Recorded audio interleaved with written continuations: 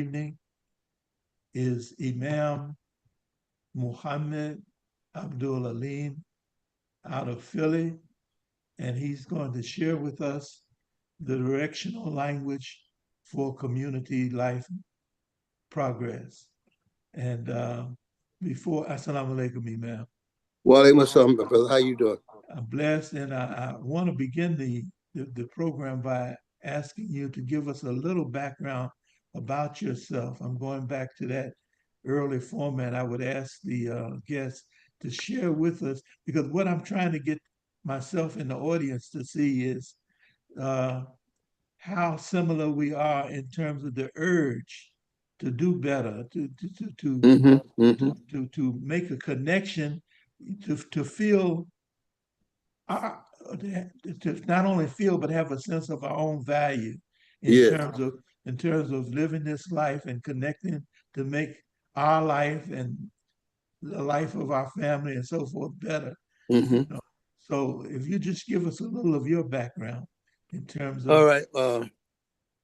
What I did was it's easier for me just to share with y'all. I brought my latest book. I'm gonna show you I'm gonna show it to you. Once I get my page anyway. My latest book. Can you see this book here? Can you see this on the screen? okay, just a minute. All right. Yes, yes, yes, Okay. It's called Quranic Reflections.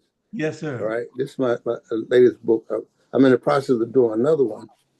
And this book here, this is this kind of takes my think. It shows my thinking from the late '60s, and it says Imam Abdul Alim works as a Muslim imam, uh, and since the late '60s, and or as an imam though since 1975, and Okay, continues to today. All right, and his journey has taken him through many twists and turns. But one of the consistent things of his journey has been the study of the Quran, and he began his independent studies with the Quran in the late '60s uh, in New York.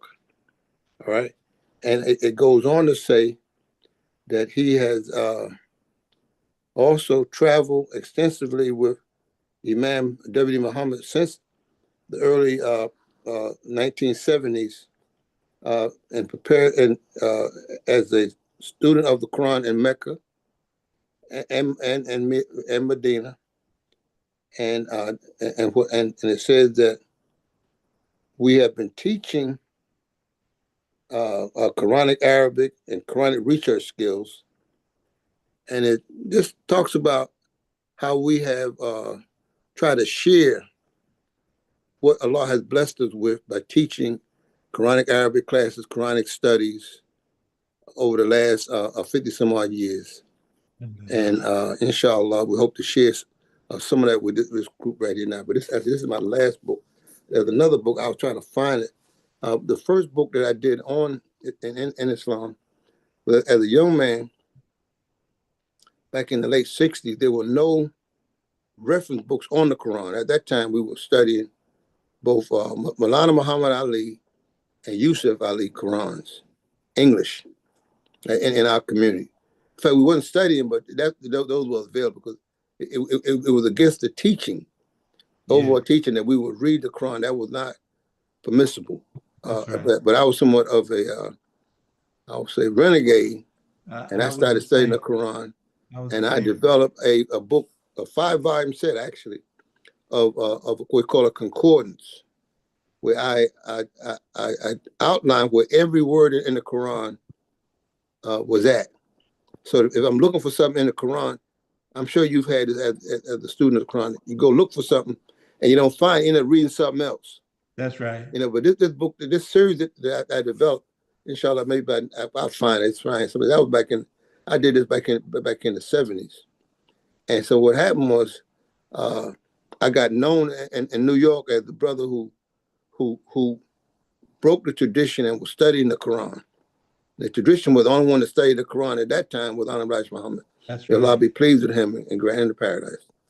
Because The reason why I say that, a lot of people they don't understand that when your mind is turned on, you never forget the one who turned your mind on.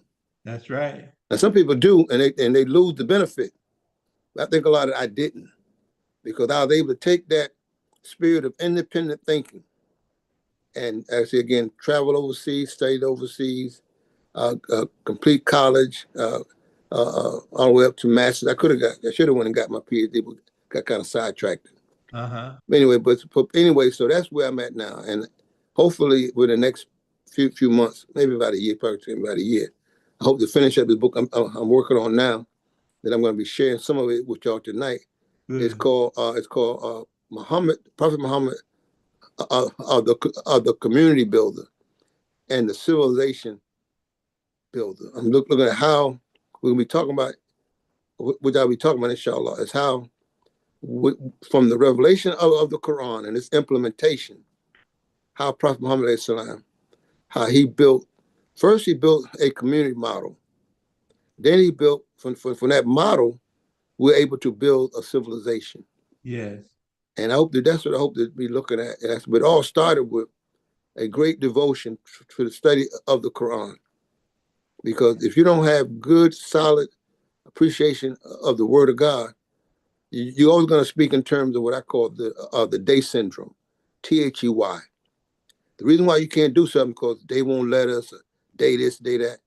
See, I think a lot of that I didn't come up under that type of mind.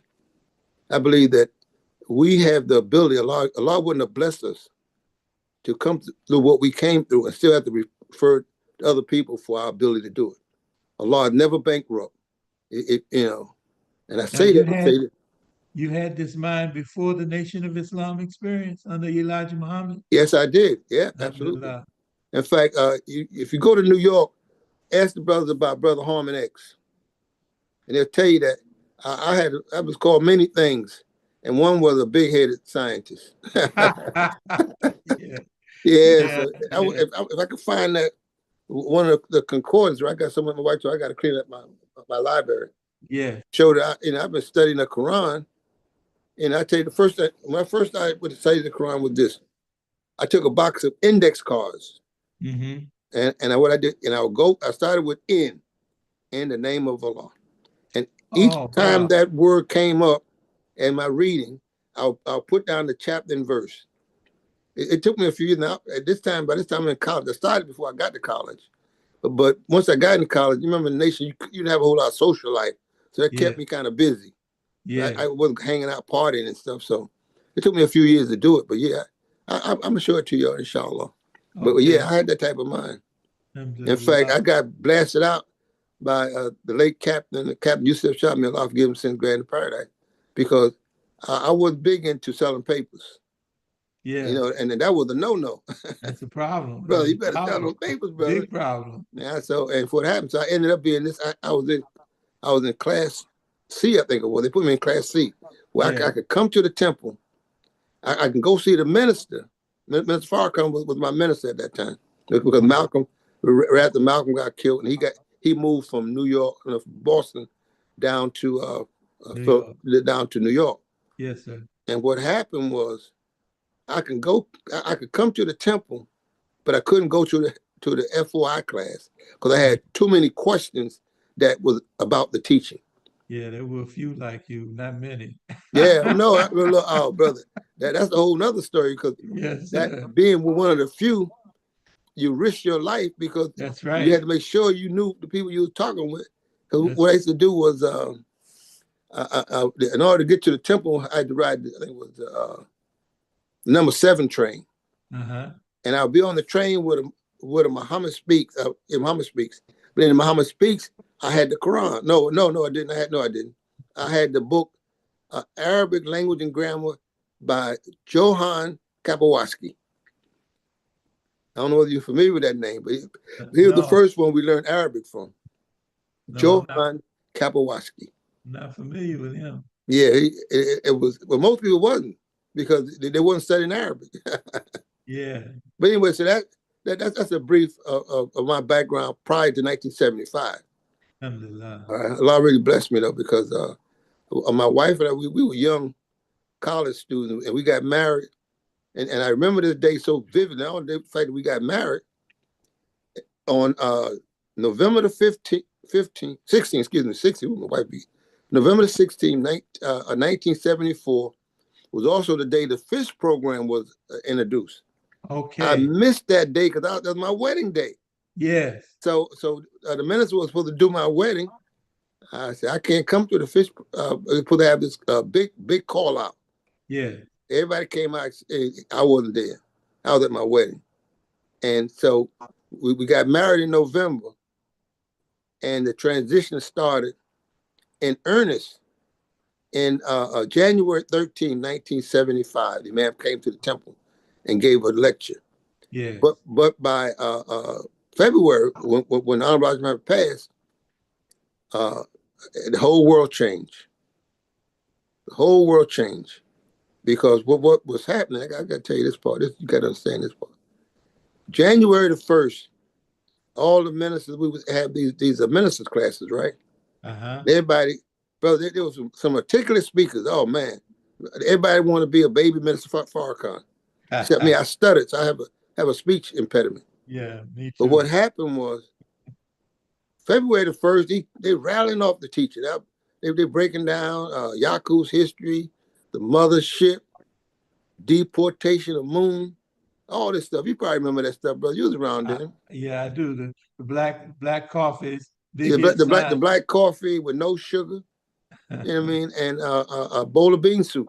Yes, sir. It'd be about science. But anyway, so what happened was that we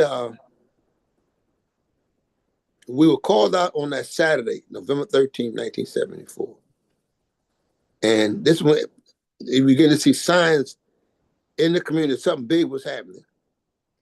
Well, when we got up on the morning of February 25th, it was all in the news. Elijah Muhammad has died. People, no, he can't die. Remember that? That's right. I Because remember. in some circles, we were never prepared for the passing of the Honorable Elijah Muhammad. That's right.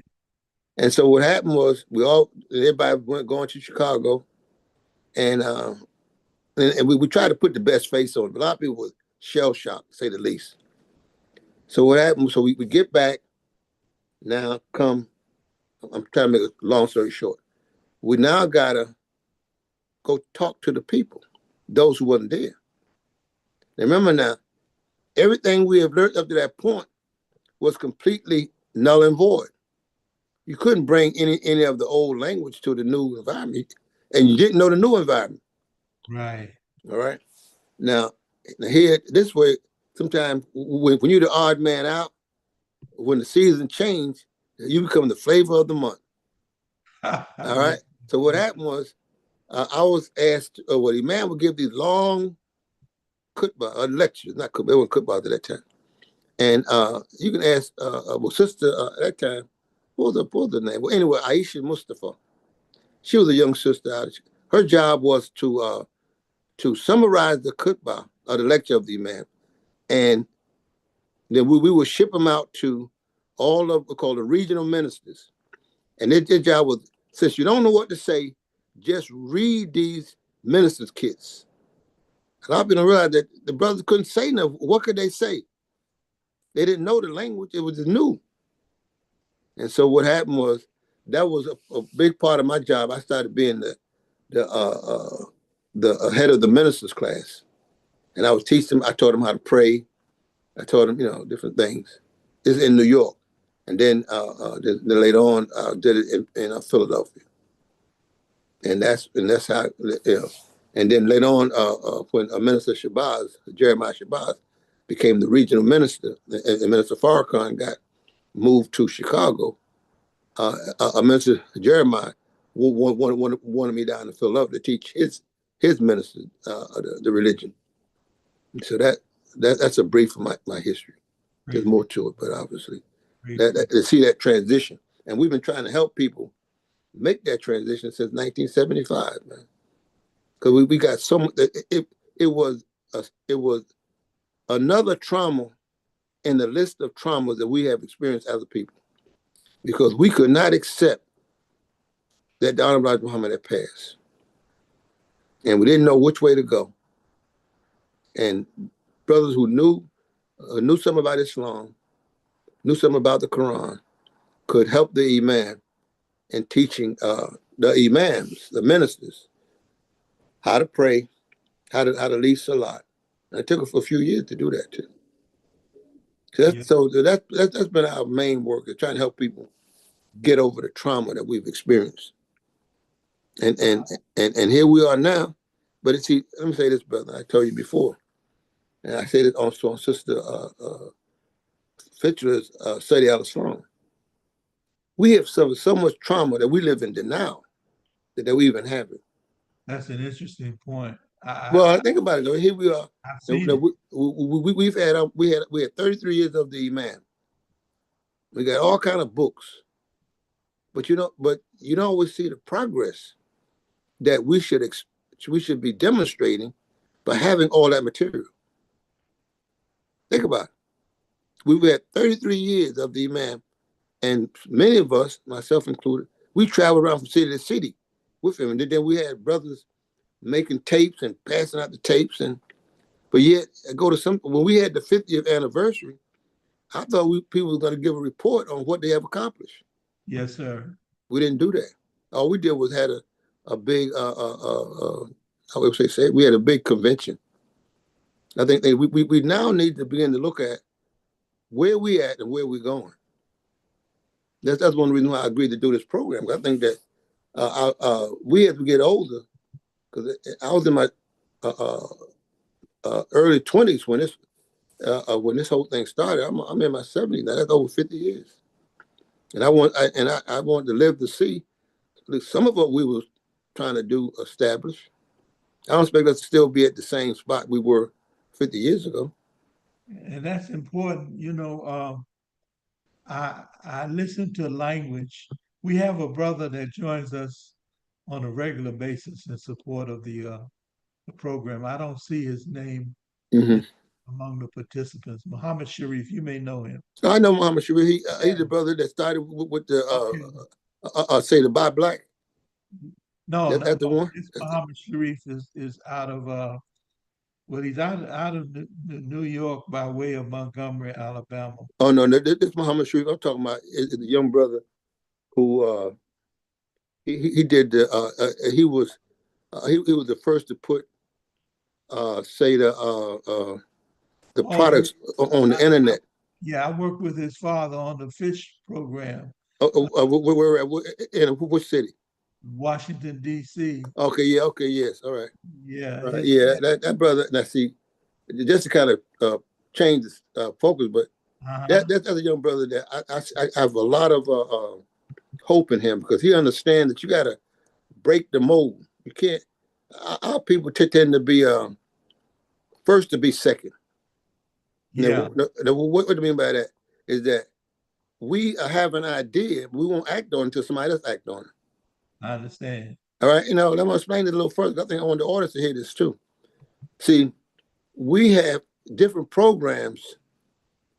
We like, say for instance, say the shea butter. Okay. Right now, we were given shea butter years ago. We didn't act on it. Now, the average cosmetic company, Jergens and this and that, they all got some product with what? Shea Shaver. butter. Yeah. We could have been the wholesaler or the main distributor of wholesaler in America, Yes, sir. but we didn't act on it. No, we All right. didn't. And Missed so, and I can go through different things. I mean, the whole thing. I remember going way back to AMCOP. Yes. Any type of collective buying, for that. Like I say again, we have to think a lot that we in this time we in because we tend not to have a lot of group identity. Yes.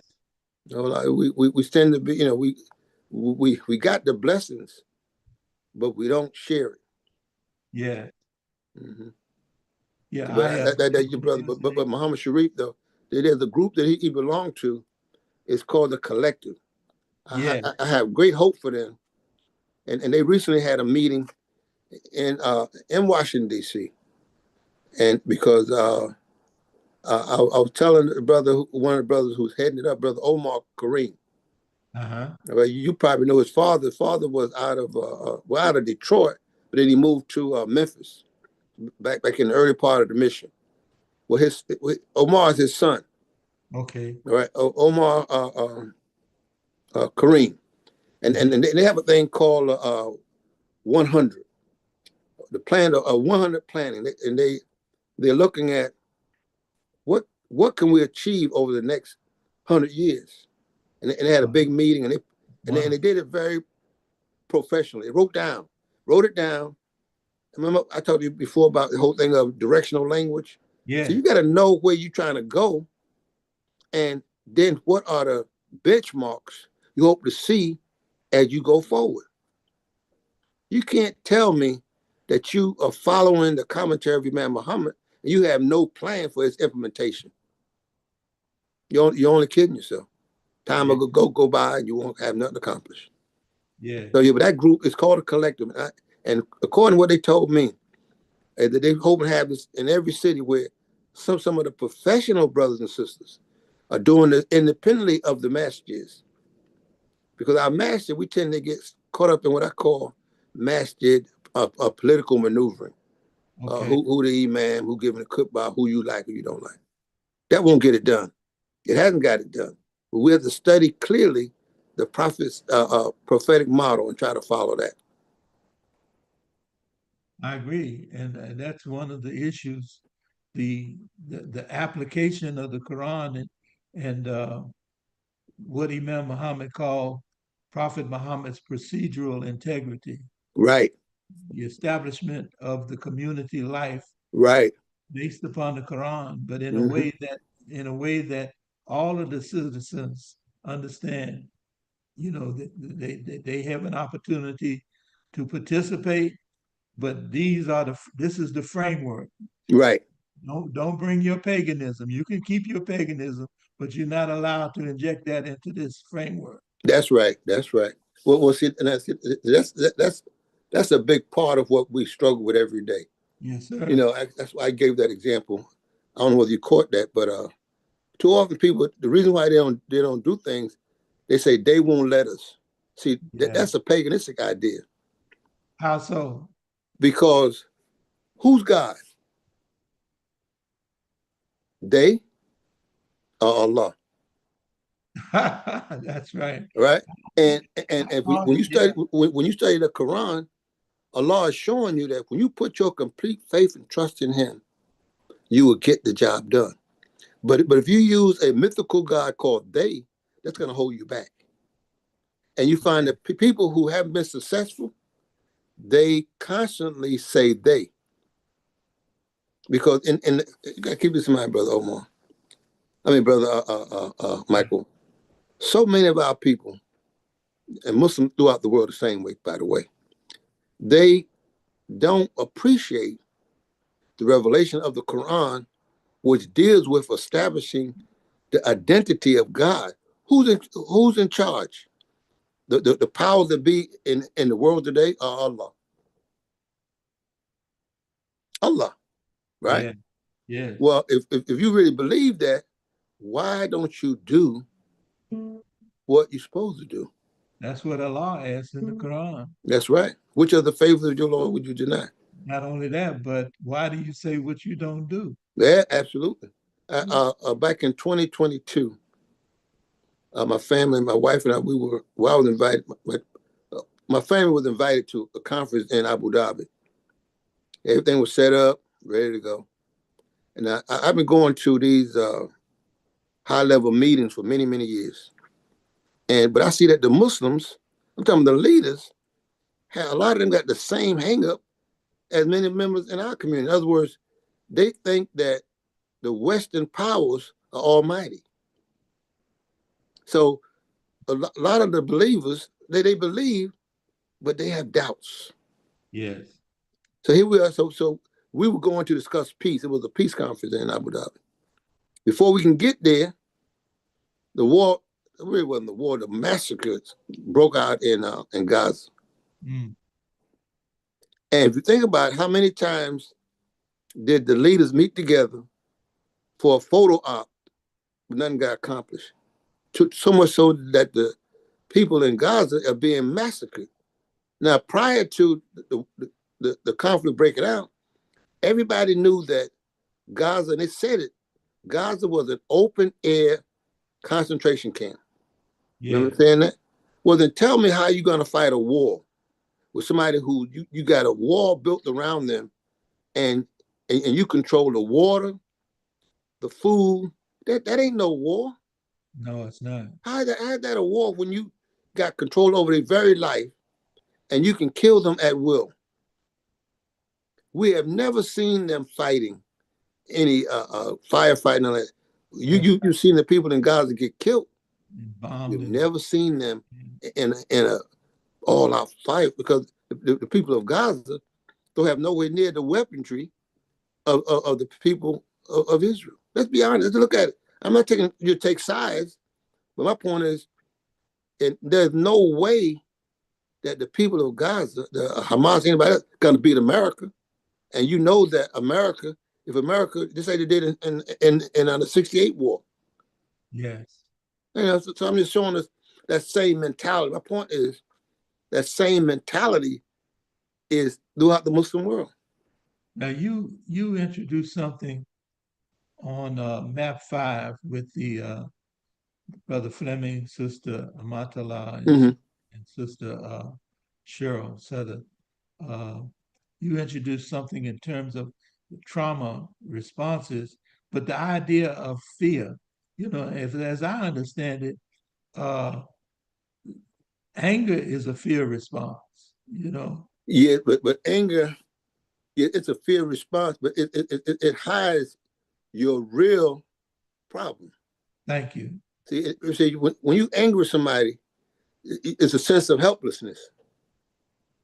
It's like this: if you were, give you an example, if you're making prayer and a baby comes in and kick you upside your head, right? Now you'll be stunned. You may even get mad. What's wrong with you? But that's as far as it goes. You know why? Because you recognize that the baby can't do no more to you than about no more what you let it. Yeah. And so, and what has happened? Give me a couple minutes to explain this more in Yeah. detail. Yes. See, in English, we got one word for fear, right? But in the Quranic Arabic, there are several words for fear. All right. For the common fear that people have, we have the word we say, and fear Allah, taqullah, right? But that word don't mean fear the way we think. I'm scared of Allah. No, no, no. That word means be conscious of Allah, and you are concerned that you don't do something that will displease Allah. Yes. That's taqwa. But then you also have the word khashiyah.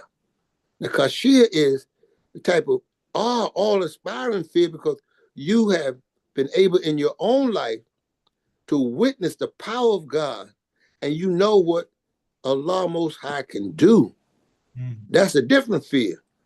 Mm. Most people have that first fear, but they don't have it for Allah. They have it for things outside of Allah. Yes. All right? And that's why Allah said, and taqullah wa arham. Let me tell you a little story on that. We was at a conference was Morocco or Abu Dhabi. I can't remember the year. It was over in one of the Muslim countries. I think it was Abu Dhabi. And one of the speakers was a female who was the minister of cultural affairs for Abu Dhabi. That's what it was. That's what it was. And usually when you go to these conferences, they have these big sheikhs from all over the world. A lot of but these guys are old school. They're not used to having women talk to them. All right, they understand it. So we were sitting at the table because they had these big lunches and everything like that. And we're sitting at the table, and one of the sheikhs, I'm not sure he was from Afghanistan or Kazakhstan, one of those countries that stand at the end of their name. I can't remember which one it was. He had his back to her, and he was really upset that she was speaking. And myself and some other of the ulama, the scholars, they're sitting there. And I saw this, and I see, coming up from, like I said, our background, see, those type things, I wasn't raised to just ignore disrespect. I wasn't raised to. I was raised to speak. So but I want to do it in a very graceful way because I'm a guest there as everybody else. Yes. So I asked the question. I said, "Excuse me." I talked to this other sheikh that was there. He's all these guys. They got maybe 500 to 1,000 year family tree of being scholars in Islam. They go way back when Islam first got to Kazakhstan or whatever it was. So I said, so we was talking about ayat 1 of Surah 4, ayat 1 of Surah 4, where it ends, it says, and taqullah wa arham. It says, and be conscious of Allah and the wounds that bore you. You familiar with that ayat, right? Yes. Chapter 4, verse 1. So I seeing this guy, he was outdone, man. He kept moving around like he. So I asked the other guy, I did the old Harlem pool move on him. I talked to one guy, but I'm really talking to him. I But I'm not understand. talking to him. I'm talking to the other guy, but I want him to hear what I'm saying. Yes. I said, yeah, shit. Guy, he known his knowledge of the Quran and Hadiths and the Arabic language. I asked him, I said, doesn't when we say ataqullah wa arham, doesn't it make the arham on the same level? That verb there is taqa, fear. It said be conscious of fear Allah and the wounds that bore you. You can translate it that way, right? I said, doesn't that make the taqwa apply to both the wounds and to Allah? And so the other one peeped what I was doing. So he said, oh, yes, ma'am, you're right. In other words, this guy was making an issue out of the woman talking, but God tells us in the Quran, chapter 4, verse 1, to be conscious of Allah and the wounds of the female. That's So, right. so the same respect you have for Allah, according to the grammar of this particular ayat, you should have it for the female. That's right. Oh, brother, and the others, and they peeped this. The guys were sitting next to me. He said, "Man, that was brilliant," because he Yeah. knew what I was doing. This guy, he had all this attitude. Yeah. But if he's really a true sheikh of the religion and he can't disrespect women because Allah says, "Attaqullah," be conscious of Allah, and it says "wah." So I said the "wah" is a conjunction. So Yes. whatever is the verb is connected to both Allah and whatever comes at the "wah." The Yeah. "wah" says and taqullah wa arham. Imam Muhammad published a translation of the Surah 4 and Nisa, the first verse. Uh-huh. And he translated the Arham, the womb. The wounds of the female. Yes. He translated it female entrusted ties of relationship. Yes. Yeah.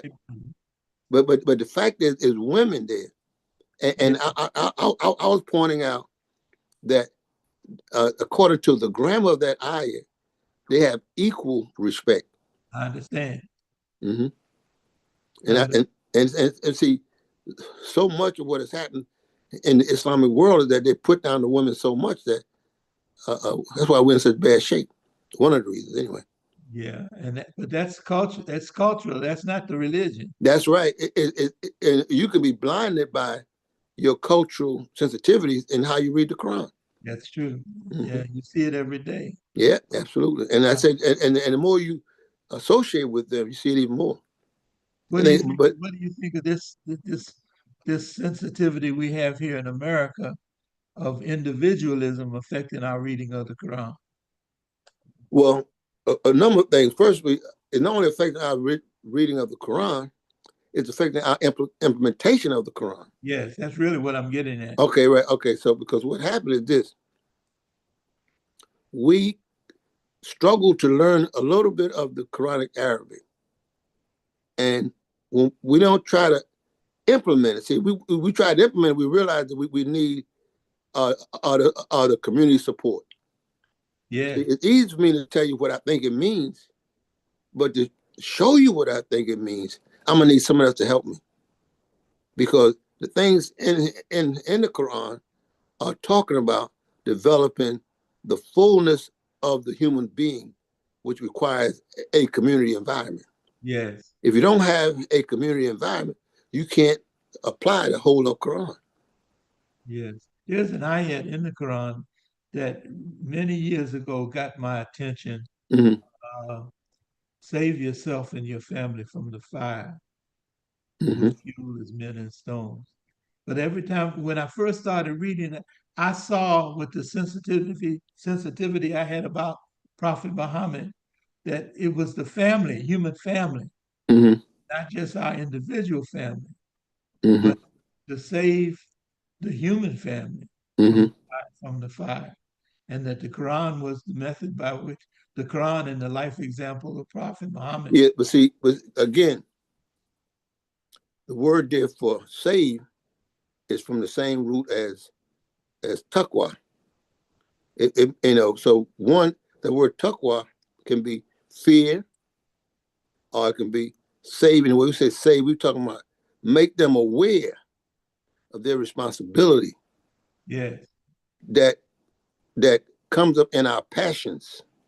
It says a taqwa, right? Excuse me, anfusihim, save yourself. But it says from the fire, but the fire is not like hellfire. It's right. really your passions. Sometimes people do this, brother. They think of the Quran as only addressing their particular situation, and it's not. It's addressing the human situation Yes, that's also affecting you. All right. I And follow. what happens is that if you don't learn to see your human obligations, all right.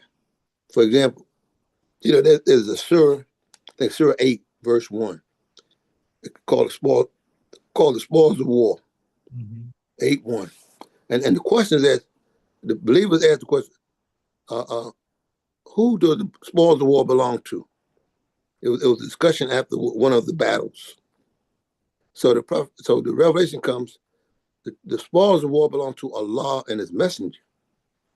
But so because what happened is this: if you achieve anything, all right, as an individual, somebody had to contribute to you because you were not born with the ability to do what you were able to accomplish. That's right.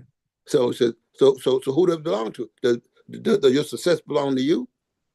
No, it belongs to Allah and His Messenger. I mean, it belongs to the community, and that's the problem we have right now today.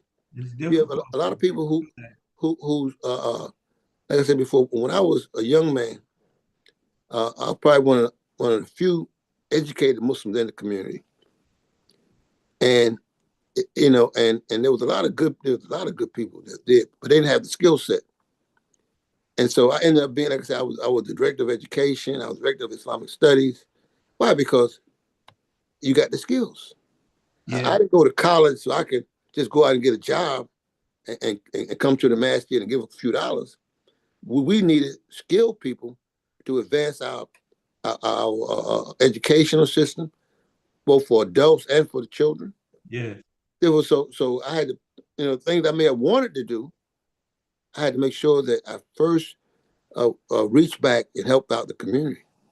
A lot yeah. of people don't do it. A lot of people today, they highly skilled, but they don't see how the connection. Each one teach one. Yeah, we discussed this off air, and this idea, early on, Imam talked about how the educated were like levitating. Oh Uh, yeah, they disconnected. yes. They disconnected from the needs of the community. So the people, the common folk, have a spirit to do what it takes Hmm. to to establish, but they don't have the skill set. And those with the skill set, Don't have the spirit. they don't have the spirit. Right. I'm gonna tell you a little story on that. Uh, Back in the early part of the development of the mission, I'll go around the different massages, and we have these classes where they learn how to do Juma, and then they had ta'leems on Sunday lessons. And sometimes I have sessions with the brothers in the morning, the sisters around midday on Saturday. I never forget this brother, brother Charles. and he was in it was in Baltimore, and I was showing him, teaching him how to make their prayers, and he told me, he said, "Man, I couldn't say my prayers in English. That's more Arabic." He said, "Because I couldn't read." Oh, wow. Right, and that really struck me was that, Yeah. you know, like I said again, yeah, some people reading is not their problem; it's commitment. Yeah. This brother Charles, he was a soldier, but he was a foot soldier. He was, you know what I mean? He was, whatever I needed when I came to town, he met me at the train station, whatever. But he was a number of brothers like that. Well, I'm just using him as an example. They were committed to do within their skill set whatever necessary to contribute to the mission. Yes. And whenever I went to a city, and I'm using one from Baltimore, they had brothers like him who was willing to drive me around, show me, give me to the hotel, give me something, help me get something to eat. But the brother, it brought to my mind though when he said, "Brother, man, I couldn't read Arabic. I couldn't read English. I couldn't read at all." And I said, "But Brother Charles, you make the contribution according to what Allah has blessed you with, and Yeah. that's how you get rewarded. You don't get rewarded because how much Arabic you speak." That's right. I said, "If you, because his brother, he was when I was there that Saturday, the Friday, Saturday, and Sunday, he just made sure I went everywhere I had to go." I've seen brothers and sisters like that. Yeah. And I said another one I remember having with the sister, talking about sisters. We were remember we had to reorientate people as to how they gave charity. And one sister, one of the pioneers, I love her for this.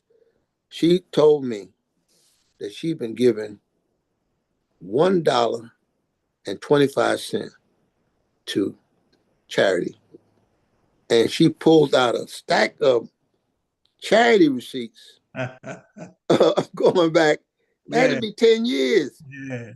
I mean, I said, "Sister, Allah will bless you as if you gave him $1 million. Because That's why? right. You gave within the means of what you had, and Allah will bless you for intent." Yeah. And she only gave $1.25. She had that. She had a receipt. Remember the receipts we had? She had a receipt that showed that she gave 125 every Sunday. Praise be to And Allah. they said, "Praise be to Allah." So I Beautiful. said to say that. See, that's why, you have to love the community when you have believers like that, even though they may not have all of the skill set, but they have a human quality that we're missing today. It's so important. That's right. It's That's so right. important. And I'm finding the more educated have a way of what do you call it, cognitive dissonance, you know. Oh yeah, yeah, I know They that. don't, they Yeah, don't connect with how all of us have been affected by the dysfunctional that's right. That's right. environment over hundreds of years. Mm-hmm. We've experienced this. And so the responses, I feel the need to say this. Mm. I've seen how the more educated, they don't have the trust in Allah for saving the group. So they I'm gonna make say this. they make a move. Let me finish. We'll go. They make a move to get with their group, you know, their class, and maybe we can work something out to save that group, you know. But as far I see a lack of faith And in then okay, Allah. but I want to frame that a little differently because that Yes, is not sir. always 100% true. Okay. See, a lot of what happening is that usually the first group, the parents didn't have to have all the skills, Right. right? And where we make the mistake is we don't train our children who's coming behind us the importance of the mission. We tell them the importance of education, but we coach that with get a job. Yeah. So what happened is that they don't come up first of all learning. My children's always tease me this or that. They'll tell somebody, say, "Look, we get a clip bar every day. I'm not every day, every Sunday because we have dinner and I'm teaching around the table. I'm talking, but not only that, the fact is that you have to have enough love to share what you gave your life to. See, did you give your life to this? Did you work for this? Then you want to give that to your children. Yes, you want them to have high education, but you want them to understand is that what I asked you before. To whom does the spoils of war belong to? Allah and His Messenger. If you know that you got the best education through segregation and through white supremacy and all that, well, that was the war. Yeah. But now, you can go any place and be accepted because you got the credentials, all right? But now don't forget that the spoils of war belong to Allah and His Messenger. See, don't forget, don't think that you becoming a Muslim so Yeah. you can go and prop up the society. No. You know, I'll give you, for example, a personal example. Now, I mentioned you, now I have two very beautiful daughters who who they always told me, Papa, we your helpers. I said, go get a book, go do this. So when they got old enough to really help me, they got ready to go to college, got ready to go to school, right? They still will come back during the summertime and help work with our summer school program with our children. Mm. As they got older, all right, I have one of my daughters, I tell you for one, she goes around the world. She teaching Islam. She was at a conference in the Philippines. She was meeting the leaders of the Philippines, the women leaders, and she was telling me how the women over there, these are politicians and college professors, none of them had a Quran. She says, when I was talking about the Quran, they were surprised that because over there, only the sheikhs have Quran, and they tell the women what the Quran says. I said, what? She said, and I told them, I've had a Quran since I was 3 or 4 years old. They were surprised. And she said, so by the fact that the U.S. State Department asked me to be a guest over there in Philippines, I asked the State Department that I want to have several cases of the Quran. So upon graduation of the class I was giving them, I gave them each a Quran. You thought I was giving out gold. Allahu Because Akbar. see that mentality, well, I'm telling you that mentality, whether it be local or national, starts at home. What are you preparing your children to do? All right. If you're not preparing them to make a contribution to the world of Islamic community, then you can't blame them because at one point they knew nothing. That's right. All right. So you got to if and not saying everybody gonna come and join you, all your children gonna listen to you, but at least you give them the tools. And you know what they say? I think it's the African proverb that says, the man who don't read is no better than the man who can't read. Mm. Right? That's Yeah. one that's a good proverb. But then Yeah. the other part of that is this is that he who plants a tree that he will never sit under, never eat from its fruit, now understand the meaning of life. See, if you doing things for just one generation, you're missing the point. There's no way we could have made it from 1975 to now if we was only thinking about ourselves, That's true. right? We knew that we were, what I tell the believers all the time, we are the generation of the transition. We had to move our community mind from the mythological teachings of the Nation of Islam to the universal thinking of the Quran. Yes. But we knew that we were going to lose some along the way. That's just the nature of things. But the main thing, and this is where we fell short at. We didn't build enough schools. If you put in your children's mind in the hands of your enemy, you really don't expect to win that war. That's true. That's a lot. At the very at the very least, you should be teaching them on a regular basis at home. Yes. I don't mean preaching to them. No, no, I but understand. teaching them, giving them, using what we call it, teachable moments. All right. If you're not doing that, then you can't blame them when they get older and they leave you. Yeah, And that's what happened in too many of our situations. Our children don't know the mission, right?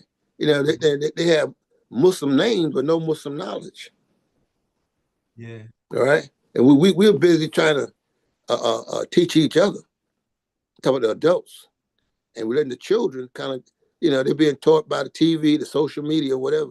yes, sir. And as a result, we look up on, what happened to Hassan? What happened to Mama?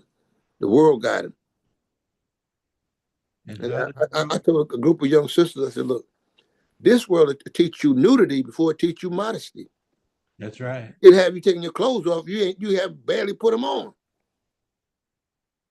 All right. At a very early age. And brother, look, they'll get you so quick, and you think that's normal. Yeah. So our battle, I'm telling you, brother, but again, that's where faith comes in. You may not be able to get them all, but you should be able to get some. And the reminder from Allah that this is not a sprint situation. That's right. That's right. That's right. You It's not know, a sprint. Negroes have been conditioned to be sprinters, you know. That's right. No, you're right. See, we've been conditioned to jump out front and go a little bit and then stop. But this is something that is going to require a multi-generation struggle. In That's so fact, that's so in fact, important. we'll go ahead. That's so important to put. I keep stressing the idea that we have to create what you call in the directional language. The Mm-hmm. language environment is necessary from Absolutely. Absolutely. from the home, Mm-hmm. the masjid. Mm-hmm. We started with a double focus from Imam Muhammad's leadership: education and jobs. Mm-hmm. And that's when we study the history of people, the knowledge that makes them productive, you know, it helps to advance. Yes, but keep this in mind though. Keep this in mind. Yes, sir. Go back to your reflection on what was needed to advance the people. The directional language. Let's go back and go back step. We'll go step before that. A language environment. The language environment that you're raised in. I'm talking about that's in your home life Uh-huh. has a great impact on how well you do as you grow older. I don't know what I told you this. I told another group that at the last year I was the man there for like 20 years, and I was wondering why people wasn't making as much progress as I thought they should be making. And I did the smart thing. I thought it was smart anyway. I used to meet with the children, find out how things are going. I love to talk with the children. You get the real, called the real deal. So one kid told me, we're sitting around on the master floor. He says, "Man, my family, uh, they all holy at the masjid, but they at home it ain't that way." I said, "What you mean?" I said, "Look," he says, they I don't know whether you ever remember the thing called the Rock'em Sock'em Yeah, robots. yeah, They be at home fighting. That's what the kid was telling me. I said, "Man, that's sad." He said, "Yeah, that's how it is." So he said he was coming up hearing Islamic teaching at the masjid, but not getting it reinforced at home. yeah, And I think that accounted for a lot of kids abandoning the masjid because they saw the hypocrisy in some of the adults. yeah, And that's still part of our problem. yeah. That you got adults who don't realize that the children are always watching, That's right. taking mental notes. And if we're not careful, that's how we lose them. Yeah, And you got to realize also the other piece of that, they got to give balance. Sometimes the children will be they'll learn from what the parents are doing. They don't want to do it. So also Right. you got to realize that you're planting seeds. That's what we're doing right now. What we're doing now is going to take maybe another 50 years. Think about it. And the Prophet of Islam says that Islam go through a death, and every 100 years Allah sends a revival. That's right. All right. And so I'm saying to you, I think that a part of our growth in the Nation of Islam was a death. We had to die as Negroes. I agree. All right. And then he began to work. Remember in that first, I would say maybe 10, 20 years. I mean, was in Louisville for the 21st anniversary of the mission. And Yes. that's when the man finally stopped. I think we stopped having like American Muslim Mission, certain terms we were using. Right. He gave us an identity that no longer tied us in, that we were separate from everybody else. Yes. But it also required that we be able to still keep our identity, but not make that the basis of our relationship with other Muslims. Yes, sir. All right. And so, but what happened, we didn't understand that we were going through a period, and in fact, we're still in it to a certain extent, where we got to be comfortable in our own identity and also teach our children to be comfortable in their identity. Yes, sir. Because it's a different situation for children when they go into school with non-Muslims, and if they're not comfortable as Muslims, the other children will make them feel that somebody is strange. And Yeah. especially it impact young ladies because they got to wear the scarf, the dress, and all that. Right. So, Yes, so what sir. happened is that we have to make sure that we give them the tools they need to function in a world that's hostile to Islam. And sometimes we don't. Yeah. We don't see their struggle. We be busy proselytizing to them and not having no idea of what it takes to be a teenager and a Muslim. No Right. idea what it is to be a young lady and a Muslim. Be a young man and a Muslim. In this day and time, if they halfway holding on to some type of moral strength, that should be applauded. Yeah. Not, oh, you didn't do this, you didn't do that. We should be thanking Allah. And the main thing, and we talked about this earlier, teach them to have a personal relationship with Allah. Yeah. Make That's sure good. that they are on their own That's of right. making their prayers. They Yeah. feel that they can talk to Allah. All right. If you don't do that, soon as out of sight, out of mind. When they're in Yeah. the house, they act a certain way. You get outside.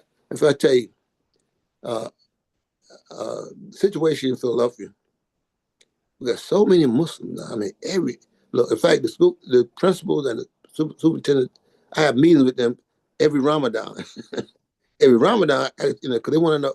All these kids say they're Muslims. They want to pray and everything. And what happens is the young girls will come to school.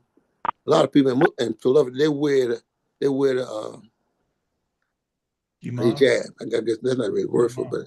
but it's all black. But under that garb, they have on the shorty shorts. Okay. They have on all this stuff that will make the regular person blush. But Mm. when they were in school with their friends, I mean, in school, everything. I had one girl. She had her face was covered. She had on black gloves. I just knew she was on her deen, man. Ramadan comes, so everybody, so the school's district now allows them to pray the Dhuhr prayer. All right, they have a certain amount of time. They set up rooms for them to come. I set up a room for them to come and make their prayers. So one day, I must have been, I had to see her after school for something. I can't remember what it was. I see the same young girl in the neighborhood. I think that was her. I wasn't sure. Sure. But when she gave me the greeting, I was sure. But she didn't look like the young girl who was all covered in black and had the black gloves. She had a different, it was like, wow. I mean, look, the street had got her, but she had enough sense that during Ramadan to put her guard back on. And not only that, She had enough sense. She gave me the greetings. So a person asked me, well, how come you give her the greetings? You know, look how she looked. I said, brother, I told one of the other brothers, Muslim brother, I said, brother, that may be her last hope. Yeah. Don't condemn him from trying to do something good.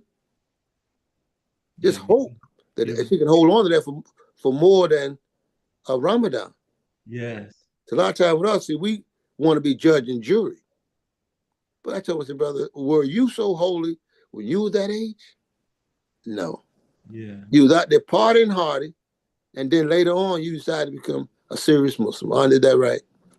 Yeah. Man, he got to laugh. I said, no, man, think about it. And then we hold them to such a critical standard, we don't realize that they're struggling against all these influences. You know, they got all this social media, they got all this, oh my goodness, 100 Okay. channels on TV. Imam, you're describing common sense, but Yeah, I know, but they don't have, brother, common sense is what they don't have. Not only they don't have it, a lot of times their parents don't have it, who are Muslims. I mean the common sense in terms of what you're saying of what the parents are saying. You forget your own history, Right. you Yeah, that's know. right. You're You right. make, and the big issue, you've touched on it in different ways. Mhm. Identity. Yeah. Oh, brother, that's a big one. And for African Americans, that's a huge one. You know why? Because most African Americans don't study their history. And that's a problem. Because when they become Muslim, they're still looking for identity. Yeah, it's painful for many, It's because painful for all of us, but the more you know, the more painful it is, but that makes you hang more onto Allah, brother, because you know that there's no way we could have survived all that if Allah wasn't with us. We may that not know Allah, but we know that when we look at the history of African Americans coming out of Africa, going through the Middle Passage, going through plantation life, going through segregation, going through all that, then our question is not to those who did it to us. Our question should be to God. that's right. And I found that, you know, I hear intellectuals, African American intellectuals, sounding like the Honorable Elijah Muhammad, or maybe even trying to go past that in terms of this is a criminal enterprise, America's a criminal. Yeah, but But, all that, see, but but go back to what you said about fear and talking loud. Not taking a lot, but a lot of our intellectuals have really dealt with the trauma of being here in America and all that.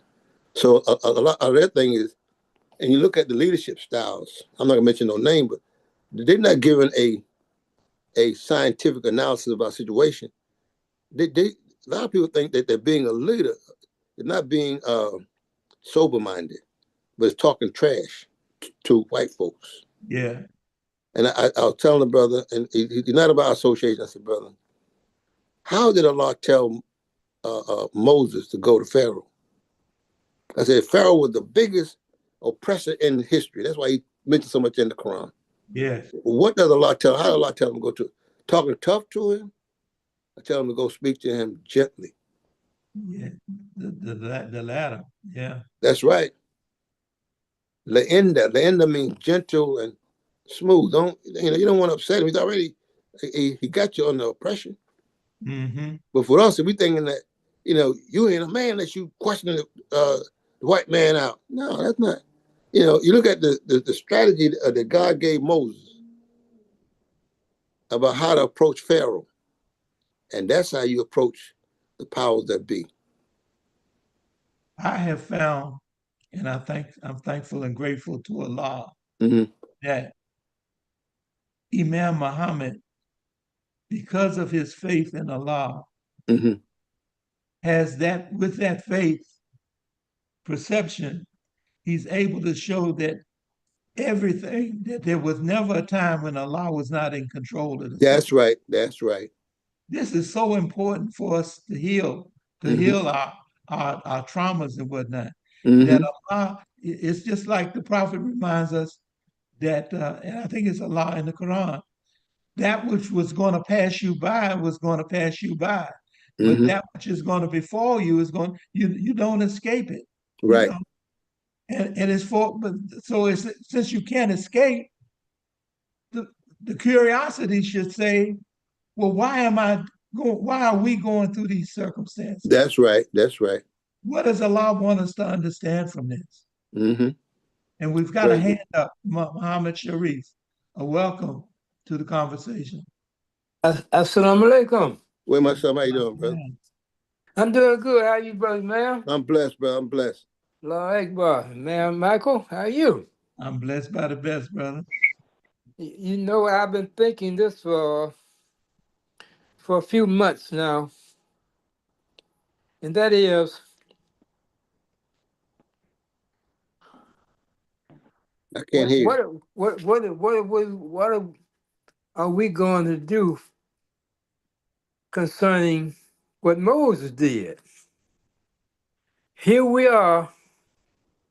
I heard somebody, brother, say some time ago, give everybody an out. It's always you get somebody, give them an out. Mm. I'm saying, why don't we go to right next door, or right a few feet from the White House, go and offer President Trump a Quran? No, I don't think that's a good idea. Pardon me? I don't think that that's a good idea. That's what Moses did. Moses went right up to Pharaoh. Yes, but it's something that he had to do before that. We haven't done that yet. Well, Explain. we have done thing. The man been there for this was second term, and he's been doing the I'm same saying thing. that, I'm saying exactly. See what we haven't done. This is what I'm holding to, inshallah. We haven't showed complete trust in Allah. All right, we are still Brother, trying man, to you convince. don't Listen, have what I'm to. saying. Brother, man, you don't have to say anymore if you don't want. You don't have to say nothing else. Okay, when we do that, things fall into place. But we still trying to convince them that we're okay. If when this Ramadan, I want you to pay close attention to this. See how much time Allah talks about Himself as the who is the true God. We have missed that. We thinking that the Quran is trying to convince us of something else. Allah is telling us that look, everything that has happened to you, brother, you got friends mention it.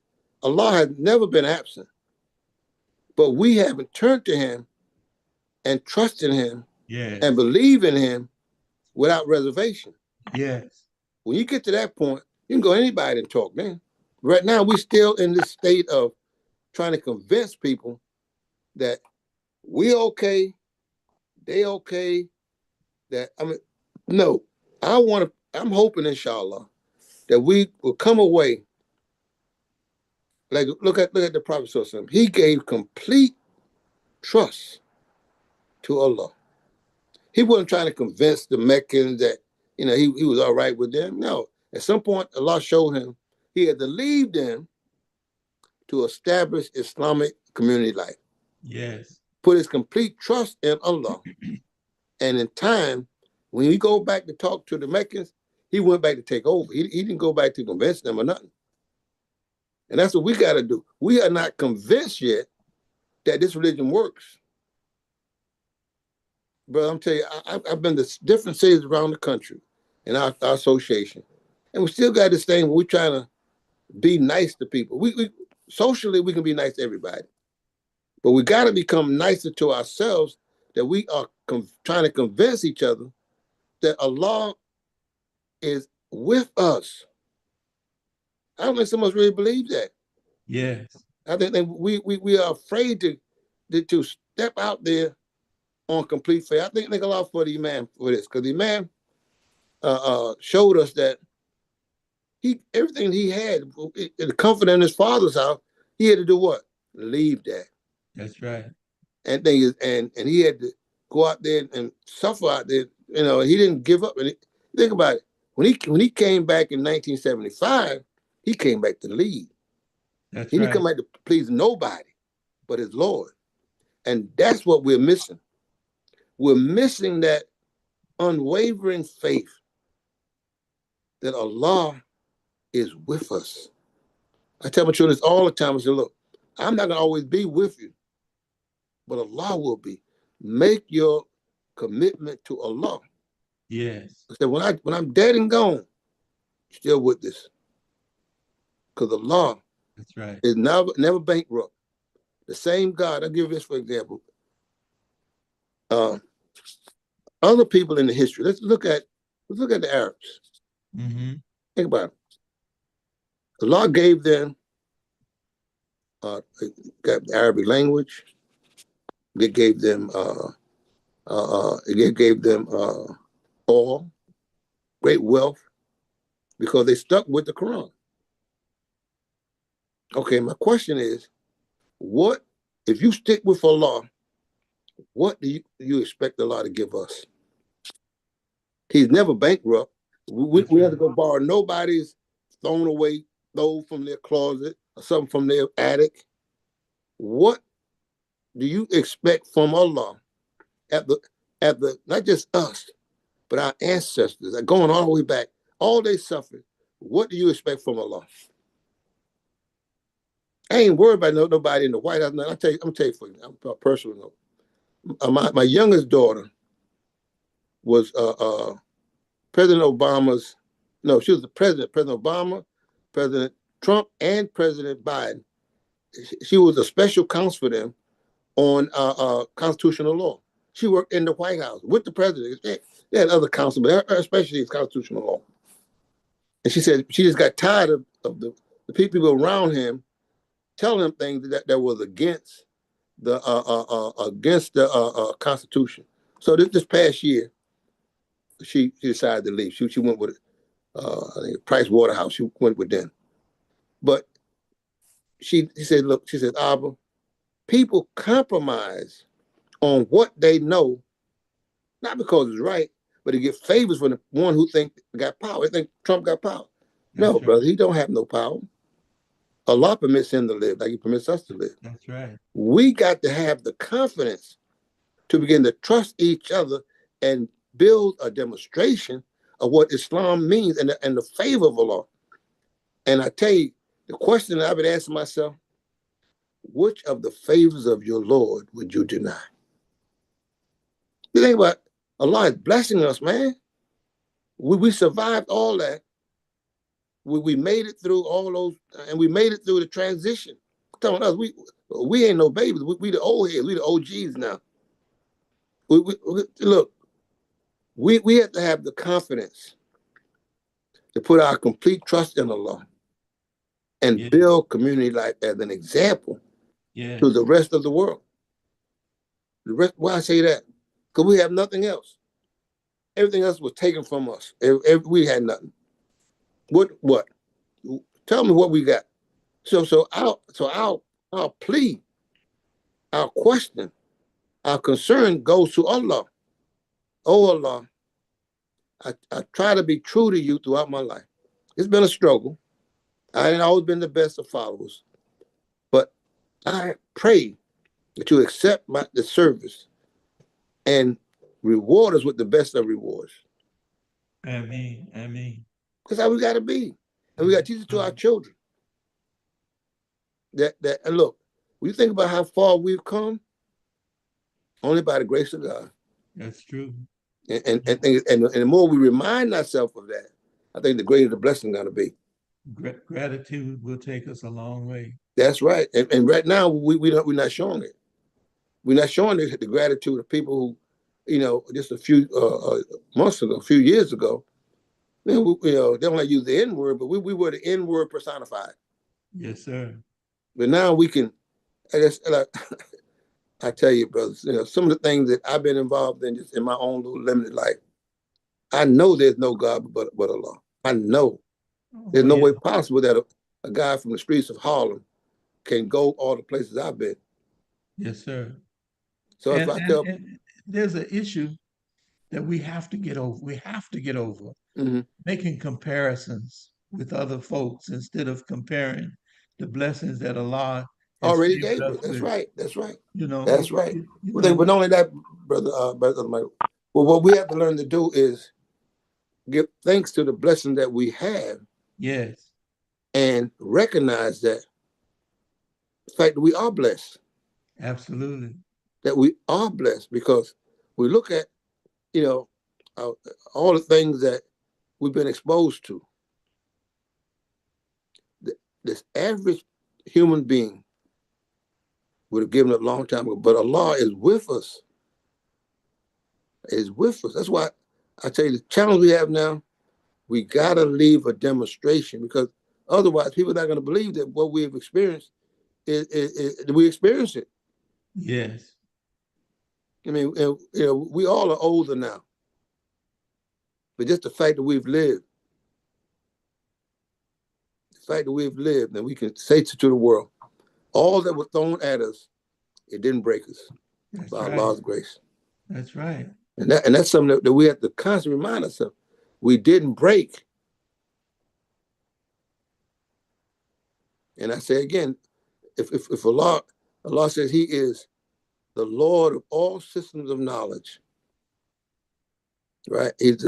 So I say when we begin to give complete trust to Allah, you're going to see a big change even in our own constitution of how we see ourselves.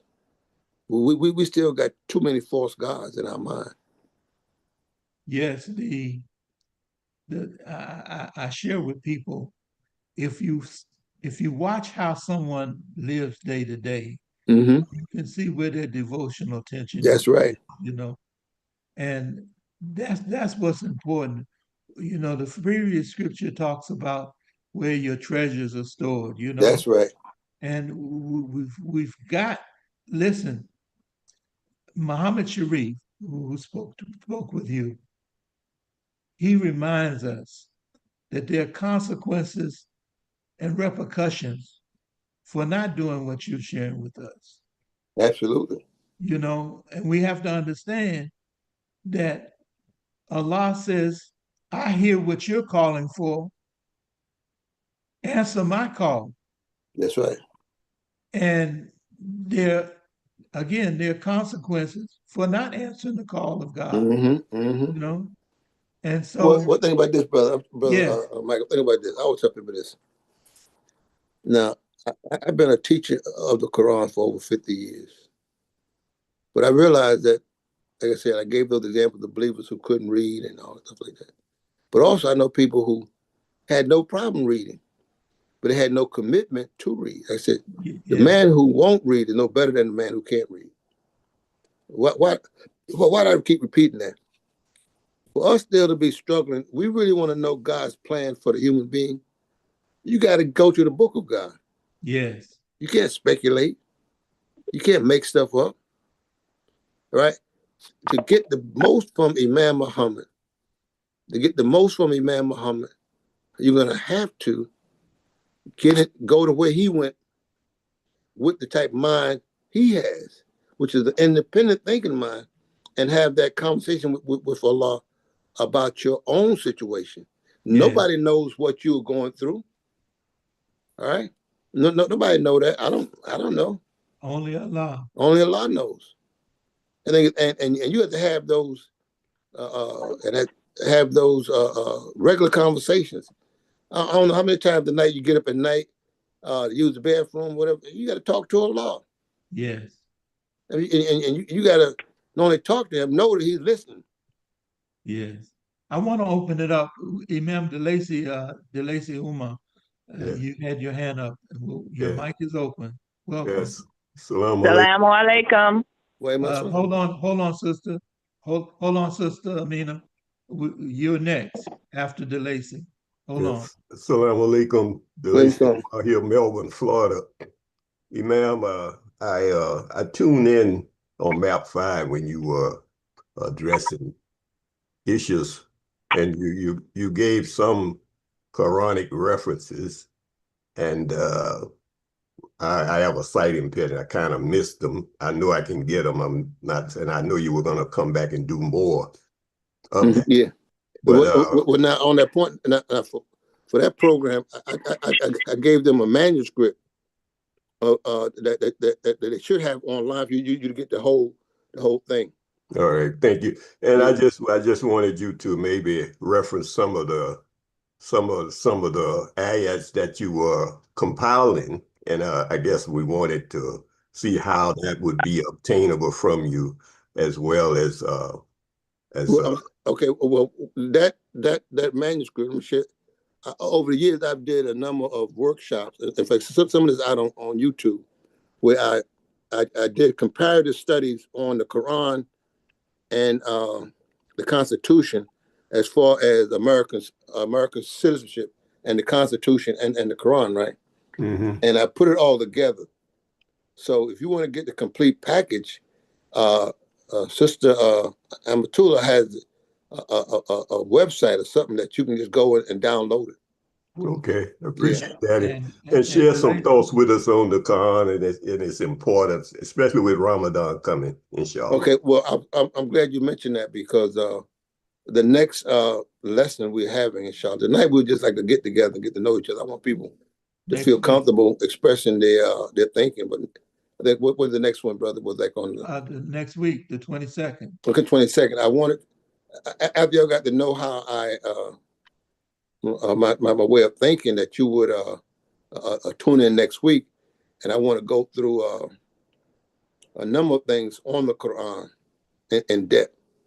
If you can hold off to that, I can. That would be a tremendous blessing. And thank you for sharing, and we appreciate it. And also, if you have certain questions, you can start looking at the questions now.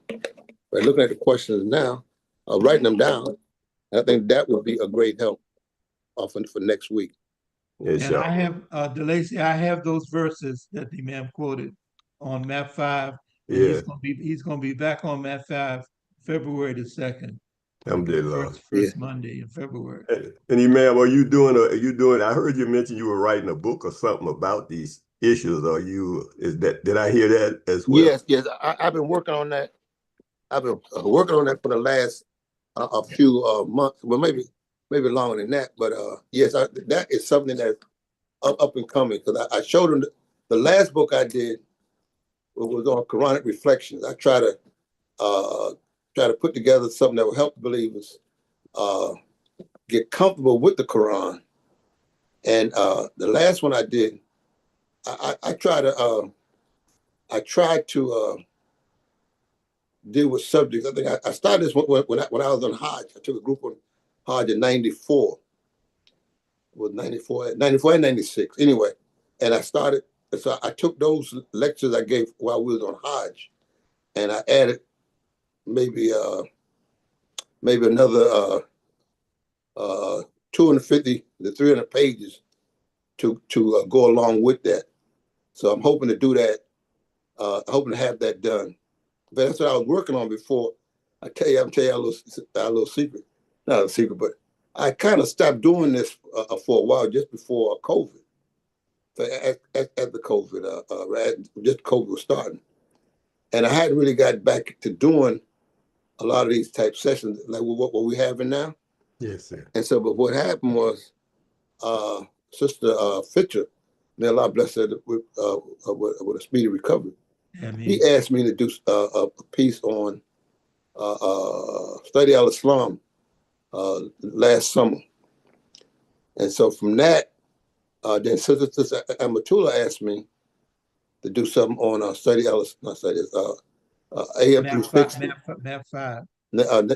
Map 5. And then Brother Michael asked me to do something. So, yeah. And I'm the type person who, I technically, I was retired from doing. I used to do a lot of traveling in my youth, but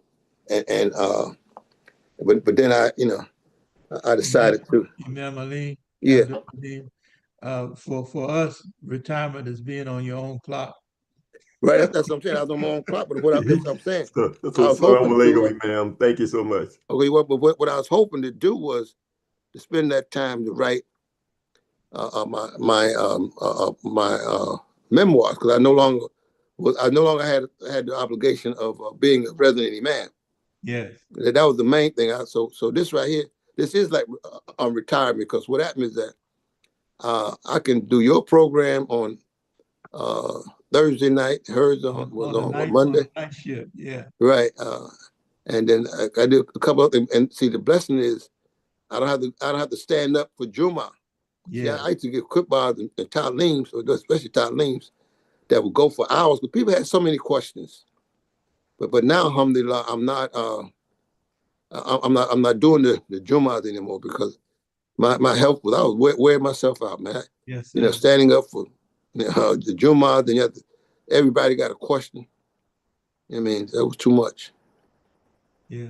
The But, protection of what we've been given, was that? yeah, the protection of what we've been given, Imam says, is to publish it. That's exactly that's what I'm doing now. And Now see, this is being recorded. This is right, being archived. and this program like this right here. See, I can sit down. I'm Yes, sitting out here now. We done did an hour, more than an that's hour. right. Really. That's You right. know, so praise be to Allah. You know what I mean? And And you know, and these sessions are being recorded. okay, praise be to Allah. Yeah, well, I got it. I think that's what my daughter told me the same thing, that I need to, because she took, for what she did, she took the ones I did on the Constitution, and she put together, it's in an ebook. So Yes, praise be to Allah. Yeah, so and I'm glad the brother comes on. And see, the key is the people got to show me they're thinking about what I'm saying. yes. Because it only further, the dialogue is the key, because people have insight to things that we may have missed. You mentioned earlier Mm-hmm. the 1975 address of Imam Muhammad. Mm-hmm. In that address, he mentioned the need for us to utilize. Well, he encouraged the utilization of committees and boards in Yes. our structure, because Mm-hmm. we need not only we need directional conversations, as you mentioned earlier. Yeah, yeah. And also, see, with that too, also, directional conversation also implies that you got people who have common interests. Yes, See, it's not enough. See, if when you building, say, a community life, everybody got to seek to contribute. Everybody has something that they can contribute. that's See, so important to get across, because people, again, they're making comparisons. Well, I can't do it like Imam Abdul Alim does it, but everybody has something that they can exactly. contribute. See, but I tell you what I found, what was the problem there, is that we're trying to develop, say, community life. It's very important what I'm going to say, very important. If we look at the models of other Muslims from other parts of the world, that's not something they have to do, because they got a whole nation that they're coming Yes, from. yes, All right. Whereas we have not established the first base of community life. We just learn religion, right? And we haven't did education yet. We haven't established an economic base. Now have we established, say, a political base?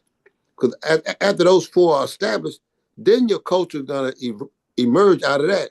I follow. All right. So now, if you're still struggling with, like I said before, your belief, you still don't believe that God is with you. Belief's gonna be hard, and this is how you get your direction. I believe that God is with us, so I'm gonna work tirelessly, because I believe that my reward I'm not getting no reward from y'all. My reward comes from God. Yes, But if I'm still waiting on a model, if you look at the example of the prophet in the prophetic model, the first thing they did was built the masjid. That's true.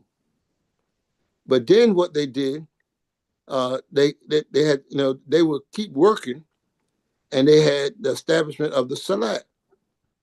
But around the masjid, they set up a market. All right, a market. a lot And of what us didn't happened know was, that. some of the believers had concern that the rich people could have the better spots around the masjid. So the prophet told them that, he gave them an example of a pile of sticks. And he said, he gave them one stick and they broke it. He said, like, take all these sticks together, break them. They couldn't break them. He said, that's how you got to be. He says, the small business people can't go by themselves to the market. They have to get with somebody else so they can compete with the big ones. That's what the whole thing we have, say, a collective buying. All right. And collective, in other words, you got to find a way to work with people who have the same interests. But also in your masjid, like with the Prophet, his masjid, they had all kind of committees. They had health committee.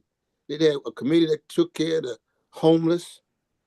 And we had to have something similar wherein if all I came to the masjid and made salat for Jummah, I'm a Friday go to meeting Muslim. Mm. I cannot expect to see the community grow because we're only doing one day a week. And at the end of that day, I'm going home and I'm giving my best resources to the society, which is my time, my human worth and capital. Is not given to develop the Muslim community. I'm giving it to the world. Yes. So a year go by, 2 years go by, 5 years go by, 10 years go by, and we're still stuck at the same place. That means that we're not working together to improve our collective condition. Yes, sir. You have to see that your collective condition is only advanced by you working together to improve it. Yes. And therefore, so you mentioned the committees, and we first Imam gave that idea, and we try to modify it. We try to come up with an idea where we can get as many people involved. So we came up with like 9 committees. This is at our masjid. Because Imam was saying this is the only way to do it. He said, do something like this, do this. So we got together nine committees. All right. And each time a person came to the masjid and took their shahada, we would show them what we were trying to do and see which one they wanted to be involved in. See, what happened is that, people coming from other traditions, they ain't involved in nothing. So they thought that was strange that we would try to recruit people to work. They didn't realize that who you associate with is how you grow Islamically. If you with people who are not practicing their religion, that means they're not stopping for salat. They're not talking about Islam together. So the idea of the committees is to give people a common area to work in. All right, and that common area is common interest. The Quran says the believers are those who conduct their affairs by mutual consultation. Yes. All right. Okay. But that word mutual consultation, the word for that is shura. But shura is a word. Let me tell you how the Prophet got a lot of the language he got was from studying nature. Well, shura is the movement of a bee collecting B-E-E? pollen. A bee, B-E-E, a bee, honeybee. Okay. He goes around collecting pollen from different plants. And then he takes that pollen and he makes honey. But the honey is an expression of the collective effort of the bees. I see it. Yeah. Right? See, so so if you're not conducting your affairs through mutual consultation, you ain't producing no honey. Yeah. So your community, you meet on Juma, but you have no collective interest. I see. So years go by and you find yourself having no growth because you're not doing nothing together. Ask yourself the question. You may know a believer for 40 years and did nothing with them. You didn't do any type of collective buying. You didn't do any type of business together. And yet you know that. I know this brother since we came into the nation the same time, came to Temple, but what has that relationship produced? Yes. What have you made, and it starts right there at the masjid. The message coming from your leadership should be to encourage you to be involved in something to improve the general condition of the membership. And that's sure. We still got the model. I think I told you about this on Study al-Islam. Our model is still the imam does everything and he gets all the blame. Yes. That's true. You know what I mean? The imam didn't let us do this. The imam ain't God. If it's something that's approved by the religion, you find somebody to work with is going to improve the condition of the community, y'all should work together and get that done. Yeah. Imam, I want to get Sister Amina to come in. She Oh, I mean, okay. Sister Amina, *6, and open. If you're on the phone, you *6 to raise your hand, *9 to raise and lower your hand to be recognized. Sister Amina, open up your mic and Assalamu alaikum. Walaikum assalam. Good to hear Yes, from you. sir. I just wanted to mention to all of you, first of all, you all are having a very much needed and insightful conversation. Right into it. And I am one who's been in the Association of Imam Muhammad, leadership and culture, because we have our own culture and life for, oh my goodness, since the 70s. 1975. So I know of what you all are speaking, and it is so true that we have the model. We just have to implement it. That's right. Have to implement it and not be deterred by those. And I'm just gonna say, you have a lot of different nationalities. They want to bring culture instead of Islam, and that's what's happening in certain areas in the country. Mm-hmm. I keep up with what is going on in our communities. Looking along the landscape of our communities, because we have many communities, and surveying what they're doing. I have believers that I've known for years in 3 different states telling me constantly on what is going on in their area. So we have the model. We have to build legacy, continue legacy for our communities, because to be quite honest, there's lots of different how can I say sects, SECTX, of Muslims all across the country. Everybody has their different madhab and different, some don't associate with each other and don't build community life with those of us that are in this realm. So we have to understand, as you all were mentioning before, where we've come from as a community, and we have to go forward with our plan. I was just talking with a sister I've known for a long time, a pioneer sister's grandson came to visit me today to give me something, and he was talking about how there's a need for us to have community life. We're not just Muslims only on Friday Jummah, right, or Sunday Talim. That's right. We have a life that we have to implement. We have to implement it. That's right. This is where the rubber hits the road. And we have to actually live this gift that Allah gave us, because it's a gift to be chosen. That's right. To be Muslim. That's right. Some of the people didn't make it. They weren't chosen. To be quite honest, they just or they've fallen off, or they gave up, or they sold out. Because it takes commitment and integrity. Let me say this though. That this one thing that I just want to bear with, because I believe this is that Allah permits diversity.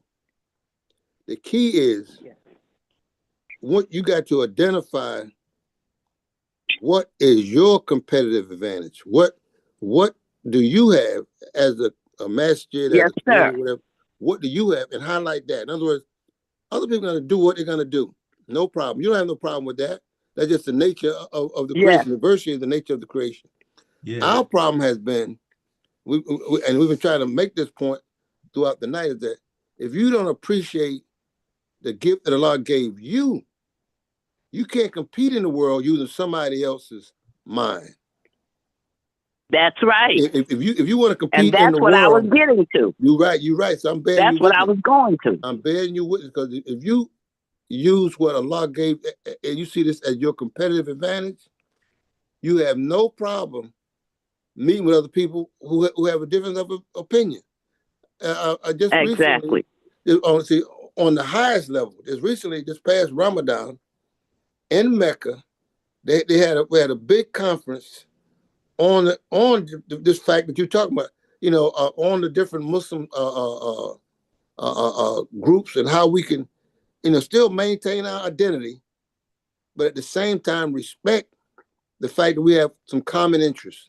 That's right. And what has happened That's right. with us as African American Muslims, we forget that we have taken I should say that the best blood. We're taking their worst. People, the world has thrown their worst at us, and we're still standing. So we should be able. Exactly. We should be able to be very comfortable going anywhere, knowing that Allah has favored us with something, because we're still standing. I want to All pause here. All right. That's And very Allah important. is in control. That's right. Allah is in, and this is what I wanted to mention that I get off. Sister Amina, we've got Yes, sir. 18 minutes. We've got 2 hands up, and I'm going to invite others to make their comments before we close at 10 o'clock. So Okay. your final comment, Amina. Amina? What I'm saying is that, yes, sir. Can you hear me? Yes, loud and clear. Yes, what we have in this Metro Atlanta area is that there's so many of a diversity of Muslims, but yet we stand on La ilaha illallah, and all the faiths respect us. Right. Whenever the politicians or the people in public service or anybody else, they want to come to the Muslims, they come to us. And there's a lot of masjids that are not with Imam Muhammad. Keep in mind that in Atlanta, Imam Muhammad's community in Atlanta has a clear demonstration. They don't have to talk about what shoulda, coulda. And so others respect that. That's whether right. they come and join us or not, that's irrelevant. The fact is that when you want to see a demonstration of what Islam as a community should look like, you got to give recognition where it do, which is the Atlanta Masjid of Islam. That's right. And since you're so right, I mean, we have to. See, that's what we got to do all over the country. Okay, ma'am. Yes, we do. Thank you. Assalamu alaikum. Wa alaikum salam. Muhammad Sharif. And again, we've got about 17 minutes, Muhammad, and we've got another caller, and we're inviting others to share their reflections before we close out. Muhammad? Yeah, I just wanted to say that we say our people got college degrees, master's, PhD, and all that. They go and working for somebody else. You know why? They come to the Juma, and the resident imam in his group, they refuse to allow them to come and make a comment or come in on the meetings and make their comments or say anything. These people got thousands turn. They work outside of other communities. They got run a whole department. They got thousands, millions of dollars with them. They got people with degrees working under them. They come to the masjid and they cannot offer anything to help the community. Well, that's where the problem is. The leadership, selfish leadership, will not let any of these other people make any comments in the community, and they making $1,000 money working for somebody else. and we refuse to allow them to make a comment in the community. Well, I understand what you're saying, but the more we understand our religion, like that last address you're familiar with that Imam Muhammad made, we can't be waiting on captains and lieutenants to tell us what to do. That's right. That mindset has to die. Mutu fahiyad, die that you may live. You know, we have to die from that mind and come into the mind that the Quran wants us to have. All right, well. There's no doubt about that. Caller, user, you're on the phone. You have your hand up. Welcome. Identify yourself, please. Assalamu alaikum. My name is Amatullah Umrani. Welcome. And my question Alaikum assalam. is for, yes, sir. Assalamu alaikum. My question is for the guest. We know that we have many rules and we have many rituals in the religion. However, we know that, as the Imam had taught us and we observed ourselves, that sometimes people will add on extra things to oppress people or to turn people away, actually. So I was just wondering if you could just speak a little bit about the value of the rules and the rituals, but how we can have that balance, especially with the younger people, where the religion has meaning to them and where they see that they're actually getting something out of it for themselves rather than learning a lot of rules and procedures. Am I making sense? Yeah, you make it absolutely. Yes. Oh. You know, I mentioned this earlier, and that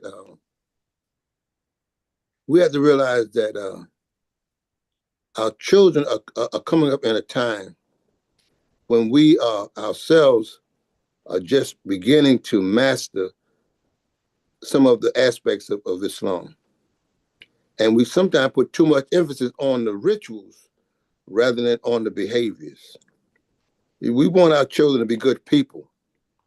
They may not be the most ritualistic Muslim, but they're good people. They got manners. They know how to respect human life. That's more important than them knowing all the precise rituals, because even the rituals came after people have learned how to live together. A lot of people fail to realize this, that the Prophet ﷺ, for example, the Muslims, after they learned Tawheed, that they learned in stages how to pray. They didn't have 5 pillars from the beginning. I mean, 5 prayers from the beginning. They only had 2, and 1 in the morning, 1 at night. And we have to realize that if our children grow up to be good people, well-mannered, the rituals are going to come. But you can't make the rituals the basis of being a good person. Thank you. I mean, you see a lot of people got good ritualist behavior. You know, look at the Islamic world. They've had Islam for over 14 centuries, but they don't have necessarily the best behavior.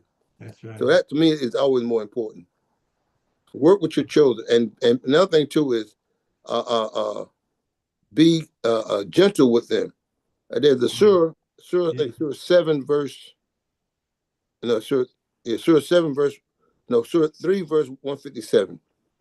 Right after the battle of Uhud, where the Muslims actually lost and the Prophet got cut in the face because the Muslims did not stay on their post. He told them to guard their flank. Yeah. And some of the Muslims, they got caught up with the riches that they thought they can get, the booty. So they left their position, and Khalid bin Walid took a group of Meccans around the mountain and came behind them, and the Prophet almost got killed. And what I'm pointing this out because he made, as being a human being, he was upset. But the ayat that was revealed to him, Allah says, deal gently with them. Because if you do harsh to them, they're gonna run away. And that's how we got to be with our children. Even when they make a mistake, we can't be so ready to execute the law because we don't always understand the fullness of what it is to be a teenager in this time. All right. Yeah. So the important that ayat shows us that even in the most difficult circumstances, mercy is better than punishment. Allahu Akbar. Mm-hmm. Any further comments, sister? And we're closing out, so we invite the participants to join in the conversation, share their reflections or comments. Caller, user one. Okay. I was just trying to lower my hand. I'm sorry. Okay. Thank you. Yes, Imam. This is not a sprint situation again. Mm-hmm. This is going to take time, and we all have something to contribute. Amen. But we have to understand that those with the knowledge capital and the right spirit from the Quran, these are the ones that we should be.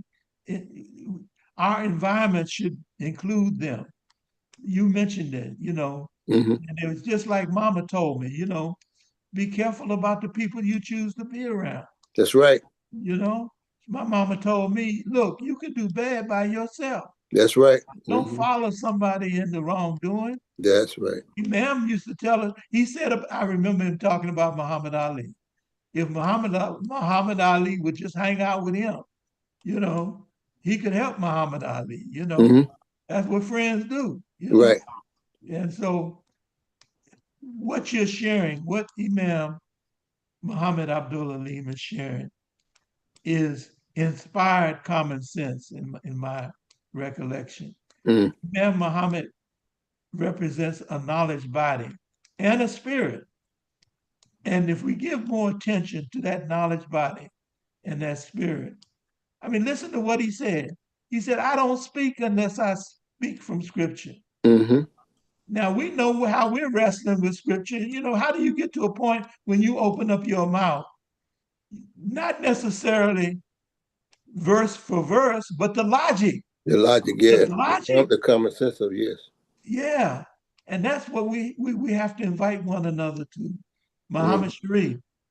Yeah, just one other question I'd like to say. I'm reading from the Muslim Journal, volume 49, number 12, I think it is. This is by Dr. Kadir Abdul Sabir. He Yeah, said, I know him. right, ma'am. The condition of our youth today. He says, across America, we see our youth at opposite ends of the spectrum.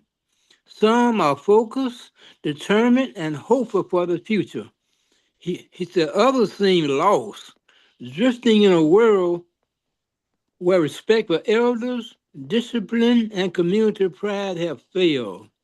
In many of our schools, students are no longer taught reverence for God, respect for teachers, or pride in their culture or spiritual culture. We've got two groups of our youth. Some are focused and some are gone wild. They're going crazy. What are we going to do to help them come back? For the ones that are doing good, they get tired. Just we speak to that, brother, ma'am. Well, let me say something on that, brother Muhammad Sharif. Yeah. Keep this in mind is that we all are battling our different demons, personal demons, children, us, everybody. If we don't, that's why if we don't see the urgency of building the institutions of community life, you're always going to have this problem, right? So if you see the urgency, education would be number one. Right. Education, first of all, at home.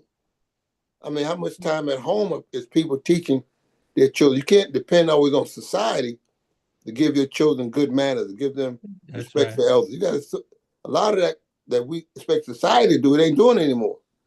So you got to do these things at home. Because if you don't set up an environment at home where your child is appreciating these things, society is not going to do it for you. But if we have an educational system, it starts with a weekend school. Look about it. Some people have what they call homeschooling. excuse me, depending upon the crisis or the criticalness of the problem, you have to do what almost like what Sister Kyle Muhammad did. Yes, She kept sir. that child home and raised him at home, taught him at home. See, so the solution got to vary according to the extent of the problem. Yes, that's important. And the Imam told us that these young people that you mentioned, that mentioned in that article, the ones that are grounded, they're concerned about the other young people that are out there like that. Mm-hmm. They're concerned, and so we need to encourage them. I was in a cab, and this lady was telling me about a wayward son. She had three children, two boys and a girl. Mm. And she was giving all of this attention to the wayward son. And she had two good Children, yeah. children that she wasn't giving that attention. She was giving more attention to this wayward one. Mm-hmm. And that's the problem, you know. That's problematic. Mm-hmm. Yeah. I told her, Miss, I'm sorry, but what you're doing is giving me a report from hell. Mm. This young boy has you in hell, Mm-hmm. and I can't handle it. Right. You need to give the attention to the children that are doing well, and Mm-hmm. let God handle the other one. Mm-hmm. God got you, and God got me, and God got your son. Let That's right. God handle them, because what you're telling me is you in hell because of this boy. Mm-hmm. You know, That's a so good point. Yeah, so no, I think that what you said is we have to learn to trust Allah more, no matter whether we yeah, got good or bad children. yes, Because most of us, we didn't find Islam till we were adults. Very few of us grew up yeah, Muslim to this age. yes, And not only that, the conditions that are now are more intense than ever. that's right. So you know, so we have to balance that out Yes, in terms of recognizing that, so we keep our own sanity. We have to, some things you do have to put in the hands of Allah because yes, the problem is way beyond your ability to handle. yeah. I remember a brother sharing with me about his mother's concern. The family was in the nation, and the brother and his brother had turned to a life of crime, Mm-hmm. being coming up in the nation of Islam. They turned Mm-hmm. to a life of crime. So she brought her concern to Imam Muhammad, and Imam Muhammad told her, what these boys are doing is expressing the spirit of Nat Turner. Mm-hmm. And that soothed her soul. Mm-hmm. But in saying that, he was telling her Allah got them. Yeah, so you got to believe that. You got to learn to trust Allah more.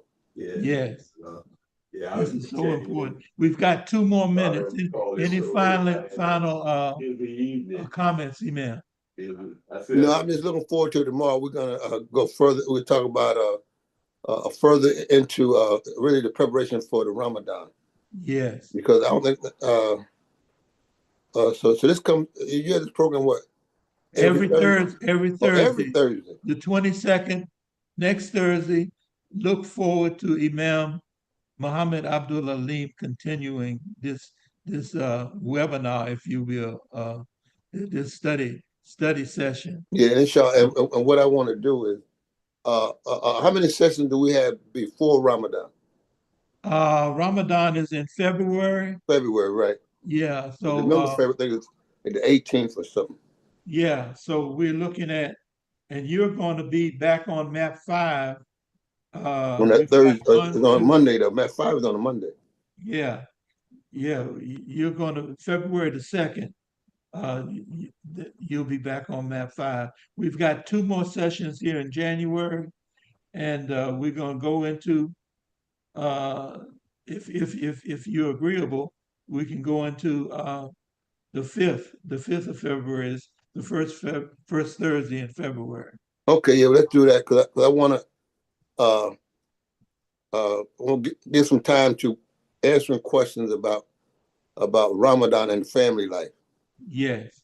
Okay, inshallah. and we've got Moto G Pure with your hand raised. Welcome. State your name and where. State your name, please. Welcome. Moto G Pure. Pure. Assalamu alaikum. Alaikum assalam. Good evening, everyone. My name is Jamal Dean Bilal, calling from New York City. Greetings, everyone. Assalamu alaikum. Alaikum assalam. Welcome. Thank you. Excellent program. Thank you, Brother Hameen and Brother Muhammad. What's your full name, Brother Muhammad? Teacher? Muhammad Abdul Alim. Alhamdulillah. Muhammad Abdul Abdullah. Alim. Yes, sir. Thank you. My parents were in the Nation of Islam up until Malcolm's departure. What year? 64. Okay, well, they may have known me. My name then was Hamin X. Well, they're no longer with us, so. Okay. I'm sorry, man. I'm getting proud of that. Yes, and that experience they didn't share with me, so I had to kind of do research and come up with certain conclusions, whether they were true or not. I was kind of left to my own, But anyway, the point I wanted to make was that when you opened up the program tonight, you were sharing some of the your experiences in the nation. And for me, it helped me. Because, yes, and that would probably help a lot of brothers and sisters who parents maybe were in the nation, or they didn't have parents maybe that were in the nation. But that history can give them kind of like a backdrop to further their growth and to find their niche or their place for contribution. Okay. Because that history has certainly helped me kind of like devise a plan, if you will, of approach to how I want to make my contribution in the community. Good. So I would like you and others to always try to teach that history to those of us who may not have been a part of that, and to everyone in general. I think it's important. Thank you. You're welcome. Brother, we did a whole series. In fact, maybe I can do some of that here too. Over the summer, they have a program called Study Al-Islam, and I went through the whole history of it. And in fact, and since you mentioned that, we're gonna spend some more time on that, because I think that what you just said is so important. Is that sometimes we assume that people knows different things about the early days, and they don't. Because just because your parents was in it, don't mean necessarily you were in it. How old are you now, anyway? I'm 65. Okay, so it means that when your parents were in it, back in the 60s, you say, right? Yes, up until 64. I don't know when they joined, but I know up to 64. But that was the time up until the time when Minister Malcolm, 65, he was killed. Yes, my mother said that they knew Malcolm. She said she knew Malcolm. They knew Malcolm. She knew Sister Betty, and they left when Malcolm left. That was right. Okay, that's what I'm saying. Yeah, that was the year that Yes. Okay, inshallah. So we're looking forward to that though, and we want to discuss that further, because I'll tell you, a number of believers, especially during the Ramadan, I've been invited by Minister Farrakhan. Then they have a thing called the Ramadan line, Ramadan prayer line or something. And I speak to them because I know that there are people who, certain parts are not clear, put it that way. Yes. And they didn't make the transition, but they have respect for those who did. And I try to tell those who did, they have respect for those who didn't, because you never know what a person is, like having a gap in your knowledge. Yes, sir. And once you get that gap filled, you hold. And once it's whole, you can keep moving. But if you have a gap, you're stuck there. So inshallah, so we're looking forward to that then, all right? Yes, sir. Appreciate it. Thank you. You're welcome. Brother Mike. Kareem Hamid, welcome. Yes, assalamu alaikum to everyone. Praise be to Allah. And I'm grateful, Michael, that you brought our brother on. as a honored guest this evening. Praise be to Allah. Praise be to Allah. Yes, sir. You know, we speak of the Nation of Islam and the things that were done. And if we try to compare that to our situation now, I hope that we don't forget that the Nation of Islam had an enforcement. They had an enforcement arm. Right, I know that. I can Yes, tell you stories about that too. right. So, you know, sometimes we romanticize Nah, not for me. about our past. I got clear memory on that. Yes, sir. Me too. I mean, you know, but now in pure El Islam, no one is enforcing you. You enforce it yourself. You are free. You are on your own. Mm-hmm. Well, And yes and no. Let me correct you on that. Sometimes the group pressure. For example, people make their salat during Jummah because it's the group, but they'll make the prayer at home because they're not forced. Remember that. yes, sir. Yeah. All right, just remember that. Yes, sir. You are correct. In the Surah Ma'un, the neighborly needs. Mm-hmm. Allah mentions those that have a doubt about the hereafter. Mm-hmm. Yeah. So there's a lot. There's a lot to that. Yes, sir. And those that pray just to be seen of men. That's right. And Allah mentioned, He says, and they are neglectful of their prayer. Of their prayers, right? That's right. But now let's stop right there. That's what I'm letting you hurry up. I don't want to occupy too much time. And they fail to neighborly needs. Look after the orphan and those in need. Now, the person is always there for the performance of the prayer because he wants to be seen by men. Mm-hmm. And we think that is the salat. Mm-hmm. The salat is what comes afterward, the feeding of the poor, the looking after the weak and the injured, the feeding of hunger, education. That is the real prayer. The movements that we make are Those are rituals. Those are rituals. The rituals of that. Mm-hmm. Oh, we see him. Oh, but when he leaves the master, or no, yeah, when he leaves the master, his behavior changes. Is just of the common people. Mm-hmm. But so now I'm saying the only enforcement is your sacred regard for Allah, mm-hmm. and having faith in the believer. But under the Nation of Islam, yes, you will. We're gonna have an you're right. Well, the real main enforcement was selling them papers. Yes, sir. I'm just saying. Absolutely. You're so right. That is a difference between big difference then and now. Thank you, Kareem. Yes, sir. Thank you. Praise Allah. We're closing out now. We're past the 10 o'clock hour. Okay. Muhammad Sharif, your final comment, and please be brief.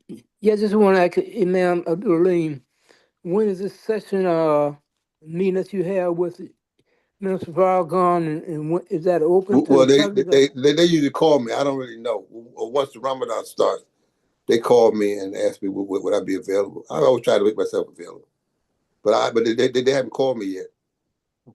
Okay. Thank you. All right. I usually just talk about say the Tawheed, because I know that's one of our big differences. We, Tawheed and the role of the messenger. I think that, if they can get beyond that, everything else will be all right. Alhamdulillah. Mm-hmm. Okay, so any last call for those who want to question or make comment, and if not, we want to hear your final comments, Imam Muhammad Abdullah. Okay, well, I can make a very quick, please. Imam Muhammad said, "My father had Malcolm. I didn't have a Malcolm." That's right. I stopped right there. Mm-hmm.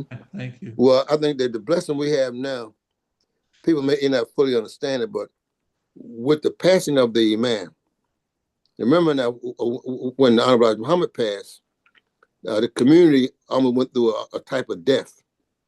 Yes. All right, but when the Imam passed, it was like a pause. Those who understood the mission kept going. Yes. All right, and so I say it to say that the bigger mission is that people continue to grow, and as the brother said, take responsibility for their own life. Yes, sir. Right, and if you do that, see, you will have no one to blame when you don't achieve what you want. Yes, sir. All right, so that's the key. You know, it's not like in the Nation of Islam where, you know, you can always blame somebody because you was being forced to do it. Mm-hmm. With Imam Muhammad, a lot of things we wanted to do, we couldn't get it done because Imam also said that he was not like his father, wherein his father would enforce it. He said, but that's not his nature.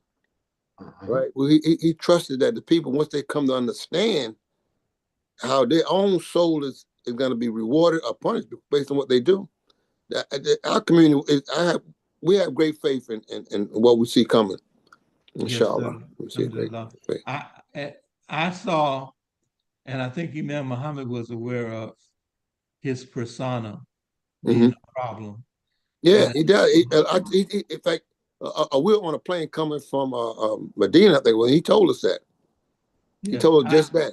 Yeah, I being familiar with the Bible, I was I was looking for after Imam's passing that the spirit of the Imam would come into the students and we would get ourselves better organized. But I come to understand that this is not a quick process. It's not a microwave process. No, and I told you before, it's not a sprint. Yes, sir. It's not a So sprint. we're gonna close out with making a dua, a Okay, supplication to go right Almighty ahead. God Allah. Oh Allah, guide us among those you've guided aright. Save us among those you save. Bless us in whatever you give us, and deliver us from the harm that you judge. Hameen. You judge, none can judge against you, and those whom you befriend are not disgraced. Ameen. Thank you, everybody. Thank you, brother. I really appreciate this program you had tonight, brother. I look forward to tomorrow, inshallah. Next Thursday, yes, sir. Next Thursday, next one. I think about tomorrow. Thank you, Tomorrow, everyone. Jum'ah, yeah. Thank All you, right, everyone. I'll see y'all next Thursday, inshallah. Yes, sir. Alhamdulillah. And Okay. Friday, Thank you, brother, man. sister is going to help us to administrate the YouTube to close us down so that we can encapsulate this presentation. This tomorrow we have the reading of the chapter 18, the cave, Al-Kahf, and following that at 8 o'clock, we have the Friday roundtable with Martha Nyla, Abdullah, Martha, Okay, Nyla. I'm gonna log off here now if y'all don't mind. Yes, sir. Thank you, man. Thank you. I'll see y'all next Thursday, inshallah. Good enough. Assalamu So tune in tomorrow morning for the programming that I mentioned. Thank you again. Assalamu alaikum, everybody. Walaikum assalam. Walaikum assalam, brother. Thank you, brother. Alhamdulillah.